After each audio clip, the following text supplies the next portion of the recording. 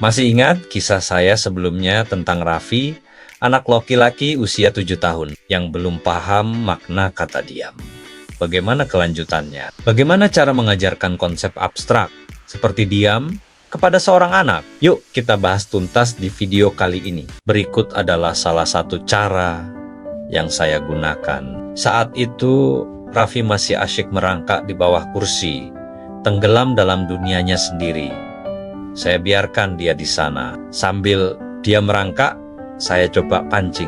Sambil Mas Raffi terus merangkak, Om ingin tahu kamu ini kesukaannya apa sih? Suka main game, gambar, olahraga, atau punya jagoan favorit? Dia sama sekali nggak merespons dan masih sibuk dengan imajinasinya. Tiba-tiba ibunya nyeletuk, "Oh, dia senangnya main piano, Pak." Nah, ini dia kuncinya. Seru saya dalam hati. Saya langsung menyambut. Wah, bagus. Rupanya Mas Raffi suka main piano ya. Ajaib. Seketika itu juga Raffi berhenti merangkak, menoleh ke saya, dan mengangguk pelan. Momen koneksi pertama kami. Wah, bagus. Om juga suka main piano loh, kata saya. Ayo sini, kita sama-sama suka piano. Om mau main piano nih. Sini yuk, dekat Om. Saya memanggilnya dengan isyarat tangan. Raffi pun keluar dari bawah kursi dan mendekati saya seolah menunggu instruksi selanjutnya. Om penasaran deh, memangnya kamu bisa main piano? Gimana kalau kita main piano-pianoan sekarang? Ajak saya. Dia mengangguk, bahkan menyandarkan tubuhnya ke saya. Ini tanda dia mulai nyaman dan percaya. Oke, baik. Sekarang Om jadi pianonya, kamu jadi pemainnya ya, kata saya. Saya geser tubuhnya agar dia berdiri tepat di hadapan saya yang sedang duduk. Lalu saya silangkan kedua tangan saya ke depan, setinggi leher, dengan lengan kiri menumpu lengan kanan. Dan saya berkata, perhatikan ya, badan Om ini pianonya dan lengan Om ini keyboardnya. Ngerti kan? Dia mengangguk lagi. Sip, sekarang letakkan jari-jarimu di atas lengan Om perlahan. Raffi menempatkan jari-jarinya di atas lengan saya. Coba gerakan jarimu di atas lengan Om. Seolah-olah ini tuts piano. Tanpa banyak bicara, dia mulai menggerakkan jarinya di atas lengan saya yang saling menyilang sambil tertawa kecil. Mungkin geli atau senang. Nah, gitu. Ayo, sekarang tunjukin dong gaya kamu main piano di lengan Om.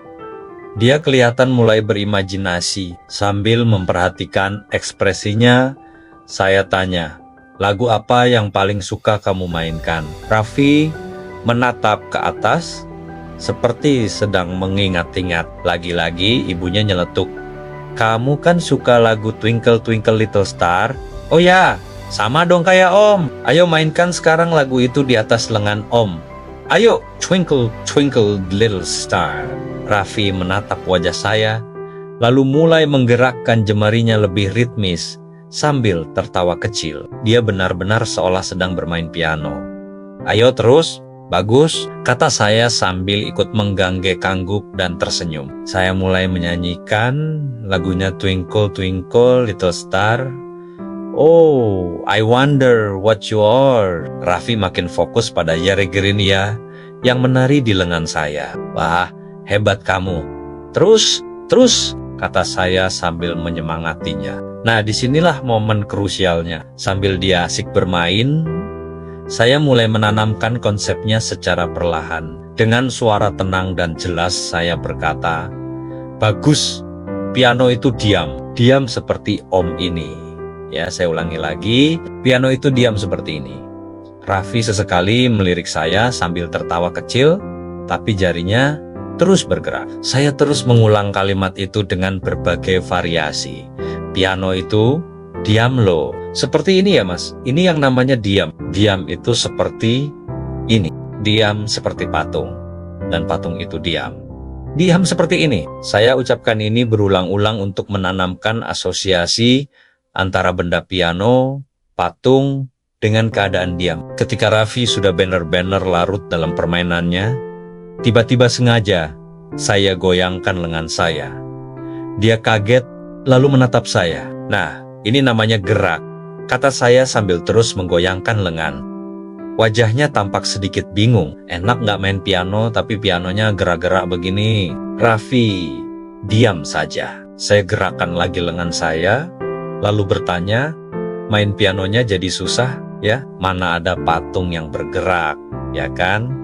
Akhirnya, dia mengangguk. Dia mulai mengerti perbedaannya. Saya langsung menghentikan gerakan dan kembali diam, lalu berkata, nah, ini baru namanya diam. Diam itu seperti yang kamu lihat sekarang, seperti patung. Dan patung itu diam. Saya ulang lagi, kata kunci itu, kamu mengerti diam kan? Diam itu seperti ini, seperti patung yang diam.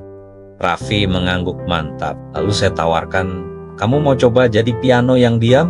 Biar Om yang main. Tanpa menunggu jawaban, Raffi langsung menyilangkan lengannya di depan dada, setinggi leher meniru posisi saya tadi. Dia siap, dia mau jadi pianonya. Sip, sekarang kamu jadi piano yang diam ya. Dan Om yang memainkan piano. Saya pun meletakkan jari-jari saya di atas lengannya yang menyilang. Ya, bagus mas. Yang kamu lakukan sekarang ini jadi piano. Itu namanya diam. Diam itu ya seperti ini. Seperti patung. Seperti yang kamu rasakan sekarang ini, namanya diam. Sambil terus memainkan jari saya di lengannya, saya terus memperkuat konsep itu. Wah, Om seneng nih, karena pianonya diam. Diam itu asik loh, kayak piano.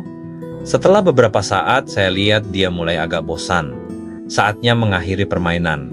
Bagus mas, jadi diam tuh seperti piano ya, seperti patung. Kamu bisa kan? Dia mengangguk. Nah sekarang kamu boleh deh lanjut main lagi. Ayo sana main lagi. Raffi menurunkan lengannya dan bergerak menuju kursi. Kemudian saat dia hendak naik ke atas kursi, saya dengan cepat berkata, diam dulu mas. Dan apa yang terjadi? Raffi langsung berhenti total. Dia mematung, lalu dia menoleh dan bilang, sip. Saya tersenyum. Oke sip, silakan lanjutkan naik kursi lagi.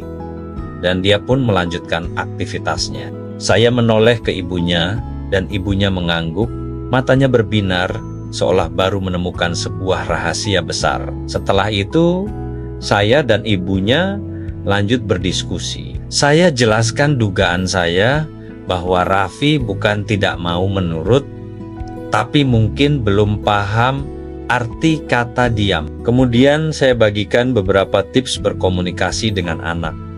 Lalu kami melakukan tes terakhir ketika Raffi sedang asyik melompat-lompat keliling ruangan. Saya minta ibunya memerintah Raffi untuk diam. Ya lompat-lompat terus mas, kata ibunya sambil memperhatikan Raffi yang sedang melompat-lompat keliling ruangan. Senang ya mas, kata ibunya. Lalu dengan nada biasa, tiba-tiba ibunya menyelipkan perintah, nah sekarang berhenti ya, dan diam dulu. Dan hasilnya, Raffi seketika berhenti melompat, berdiri diam, dan menyahut. Siap, persis seperti yang ibunya perintahkan. Baik, kisah Raffi ini mengajarkan kita sebuah pelajaran penting. Seringkali kita belum apa-apa sudah menghakimi anak kita sebagai anak bandel. Saya percaya, tidak ada anak kecil yang membandel, tapi mereka hanya belum atau kurang mengerti apa yang kita maksud. Dibutuhkan kreativitas, kesabaran, dan kemauan untuk masuk ke dalam dunia mereka untuk bisa berkomunikasi secara efektif, yang saya namakan hypnotic communication. Semoga cerita ini bisa memberikan inspirasi bagi para orang tua dan pendidik di luar sana. Jangan lupa like, komen, dan subscribe agar tidak ketinggalan video-video berikutnya. Terima kasih sudah menonton.